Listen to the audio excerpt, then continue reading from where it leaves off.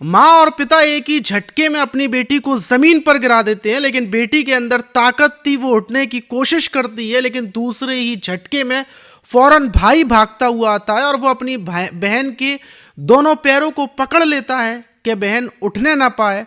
और वहीं बैठी हुई नानी भी आती हैं और वो हाथों को पकड़ लेती हैं। लड़की झटपटा रही थी, उसकी आंखों में डर था, उसके समझ में नहीं आ रहा था कि उसके माता पिता, उसका सगा भाई आखिर उसके साथ क्या करने वाले हैं। और उसी बीच उसका पिता चाकू निकालता है और चाकू को अपनी बेटी के गुप्तांग पर उससे वार करता है और बड़ी ही ताबड़तोड़ तरीके से वार करता है। खून की पिचकारियां उसकी मां के चेहरे पर जाती हैं। आप जरा सोच कर देखिए, सगी बेटी को जमीन पर लिटा दिया है और सगे माता पिता, सगा भाई उस बेटी के ऊपर ताबड़तोड़ चाकुओं से हमले कर रहे हैं। और कुछ ही देर के बाद जब बेटी तड़पती है, चीखती है, तो उसको उठाकर ले जाकर खेतों में फेंक आते हैं। बेटी की मौत हो जाती है, लेकिन सवाल ये कि आखिर माता पिता ने अपनी ही जिगर के टुकड़े को, अपनी बेटी को, जिसको पाल पोस कर बड़ा किया था, जिस भाई के साथ वो खेली कूदी थी, उन्हीं लोगों ने मिलकर उस बेटी की,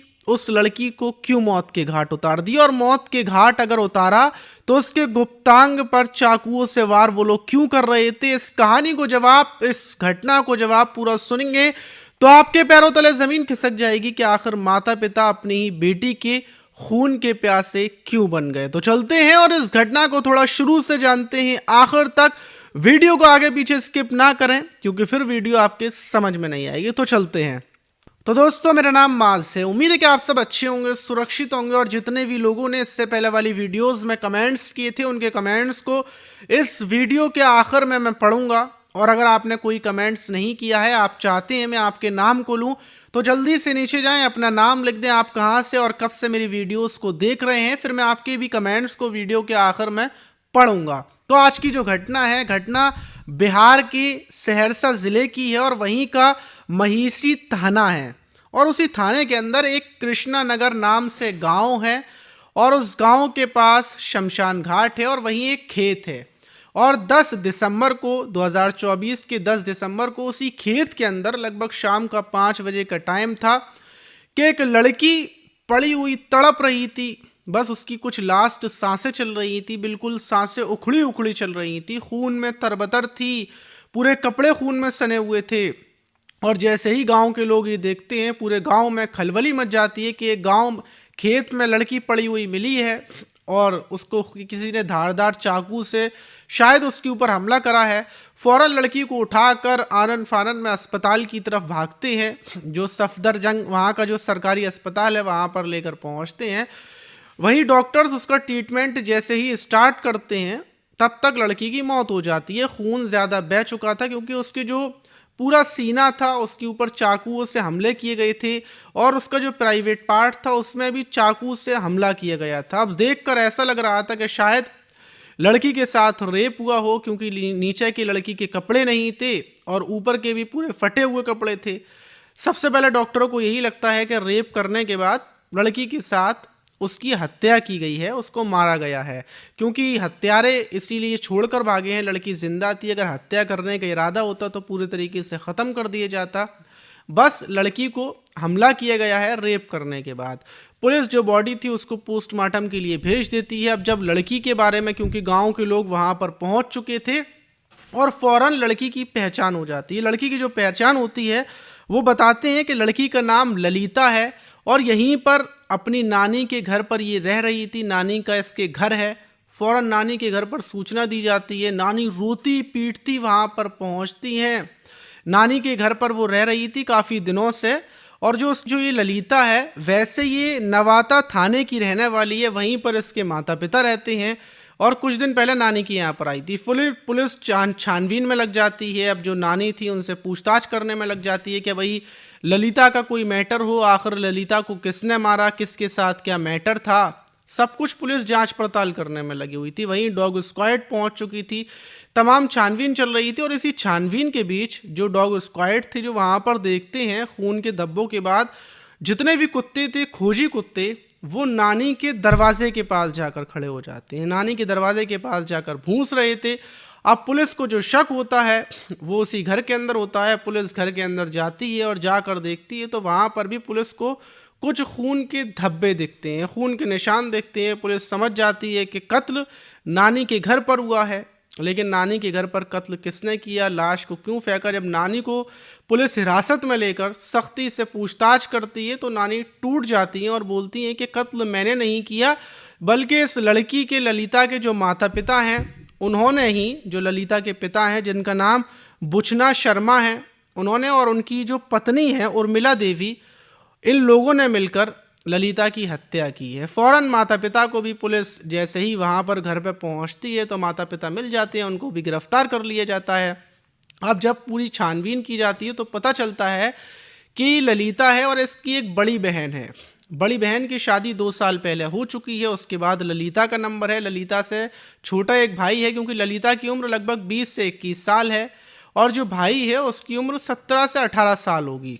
ललिता की शादी का नंबर था और जो ललिता की बहन है वो 1 साल पहले, कुछ ही महीने पहले प्रेग्नेंट हुई थी और जब उसके एक बच्चा हुआ था तो उसी टाइम पर ललिता अपनी बहन के यहाँ पर गई थी, क्योंकि वो बहन की देखभाल कर सके, बहन को जो भी दिक्कत होती है प्रेगनेंसी के दौरान उसकी देखभाल करने के लिए। लेकिन वहाँ पर जाने के बाद ललिता का दिल अपने जीजा जी पर आ जाता है। जीजा जी के साथ उसकी प्रेम कहानी शुरू हो जाती है और एक रात जो ललिता की बहन थी वो अपने पति और ललिता को एक दूसरे के साथ आपत्तिजनक हालत में पकड़ लेती है। इसका वो विरोध करती है, अपने माता पिता को बताती है। फौरन माता पिता ललिता को वापस बुला लेते हैं, लेकिन अब तक बहुत देर हो चुकी थी, क्योंकि इनकी प्रेम कहानी बहुत टाइम पहले से चल रही थी। अब आकर खुलासा हुआ था और खुलासा होने के बाद ललिता साफ बोलती है कि मैं रहूंगी तो अपने जीजा जी के साथ और अपने जीजा जी से ही मैं शादी करूंगी, किसी और से शादी नहीं करूंगी। और दूसरी तरफ जो ललिता का जीजा था उसका कहना यह था कि मैं दोनों बहनों को रखने के लिए तैयार हूं, मैं दोनों बहनों को रखूंगा। लेकिन अब जाहिर सी बात है, बड़ी बहन कैसे तैयार हो जाएगी, माता पिता कैसे तैयार हो जाएंगे? और जो माता पिता थे उनकी भी गांव में इज्जत थी, क्योंकि वो पंडित हैं, मतलब शर्मा हैं। तो जो पंडित होते हैं उनका एक अलग मामला होता है, पंडितों में ऐसा होता नहीं है। मतलब उनका कहना था कि ऐसा मंजूर नहीं कर सकते, बिल्कुल भी नहीं कर सकते। और इस विवाद को लेकर 1 महीने पहले ही ललिता अपने घर से चली जाती है, अपने जीजा जी के साथ जाकर रहने लगती है। अब जो बड़ी बहन थी वो बड़ी परेशान, वो अपने ससुराल में रह रही थी और जो उसका पति था उसकी छोटी बहन को लेकर दूसरी जगह पर 1 महीने तक रहता है। 1 महीने तक दोनों साथ रहते हैं और उसके बाद जो उसका जीजा था उसको बाहर जाना था परदेश काम करने के लिए। तो वो बोलता है कि ऐसा करो, कुछ टाइम के लिए तुम अपनी नानी के घर चली जाओ और वहाँ पर जाकर रह लो, मैं थोड़े दिन के बाद वापस आ जाऊँगा, फिर तुम मेरे साथ वापस रह लेना।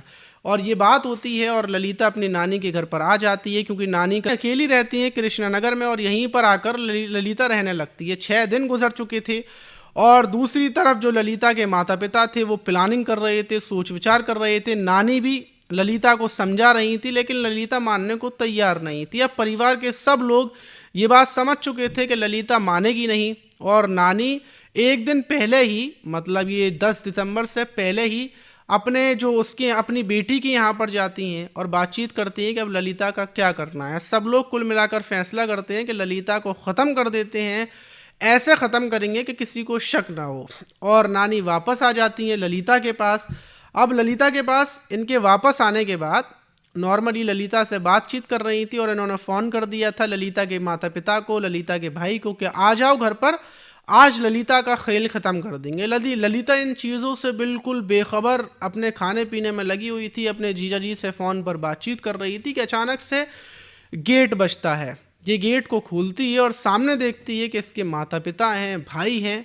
वो अंदर आते हैं, ललिता कमरे में चली जाती है और कमरे में जाकर फ़ौरन ये अपना बैग तैयार करने लगती है, भागने की तैयारी करने लगती है, क्योंकि हो सकता है इसके माता पिता इसको फिर दोबारा से बोलें कि अपने जीजा जी को छोड़ दो। तो इसलिए बैग तैयार करने लगती है जाने के लिए।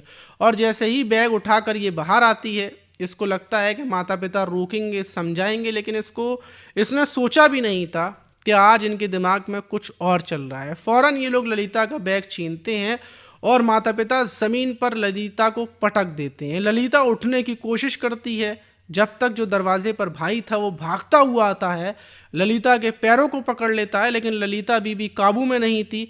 तो ये देखते हुए नानी आती हैं और नानी भी ललिता के हाथों को पकड़ लेती हैं। पिता एक छुरी बाजार से खरीद कर लाया था बकरा काटने वाली, उस छुरी को निकालता है और जो उसने प्लानिंग की थी उसी प्लानिंग से ललिता के प्राइवेट पार्ट पर हमला करता है, ताबड़तोड़ वार करता है। ललिता की हालत ख़राब हो जाती है, ललिता की सांसें उखड़ने लगती हैं। बस कुछ ही देर में ललिता मरने वाली होती है।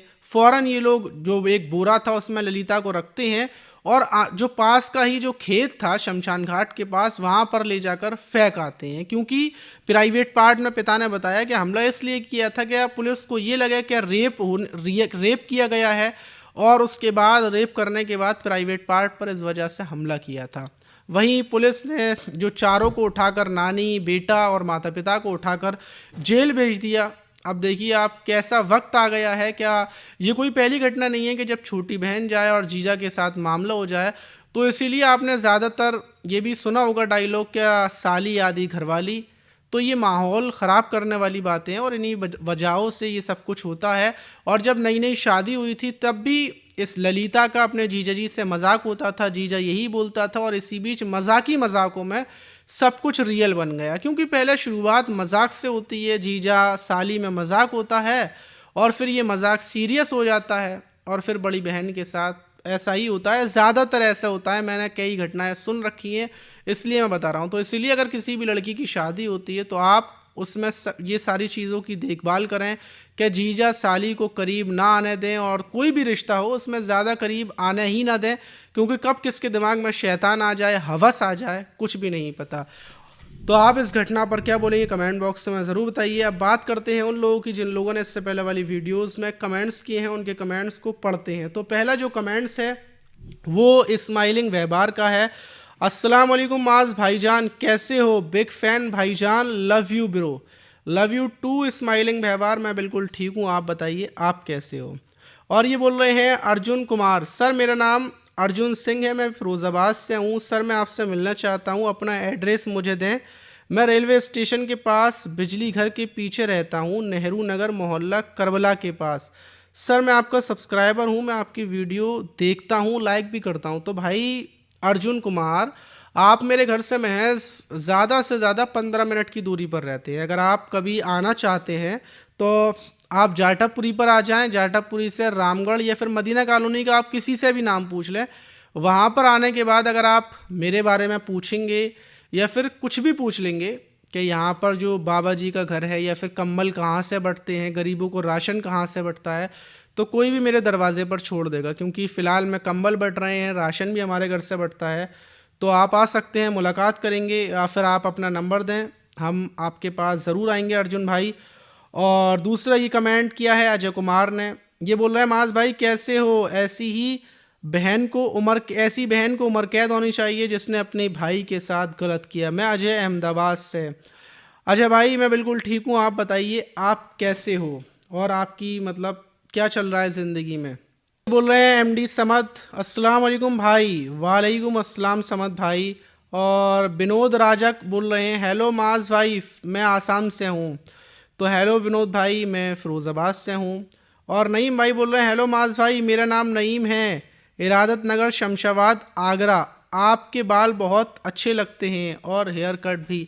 हाँ बहुत बड़े हो गए, मैं सोच रहा हूँ कि अब बाल बिल्कुल छोटे छोटे करा दूँ। क्योंकि इतने बड़े बाल क्या करूँगा मैं इतने बड़े बालों का, लेकिन गर्मियों में करवाऊँगा। फ़िलहाल में तो सर्दियाँ चल रही हैं, क्योंकि गर्मियों में आसानी रहती है ना।